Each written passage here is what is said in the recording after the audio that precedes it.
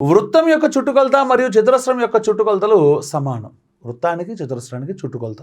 వృత్తం అంటే చుట్టుకొలత ఏమవుద్దమ్మా 2πr.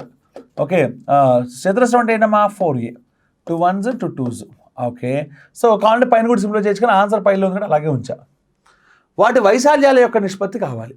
ఓకే, మా వైశాల్యాల నిష్పత్తి అంటే నేనేం చేస్తానంటే సరదాగా సో πr = 2a, అవునా కాదా? నీకేం కావాలి? πr²/a² కావాలి. సేసార్ను. ఓకే మా నేనేమంటానంటే సో πr = 2a కదా.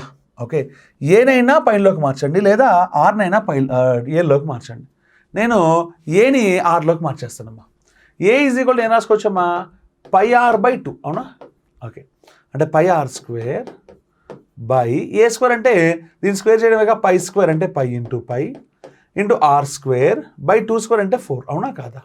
Okay, pi cancel, r² cancel. మరి ఈ 4 కూడా పైకి పోతారు కదా, అంటే 4/, ఎంత మిగిలిందమ్మా? π.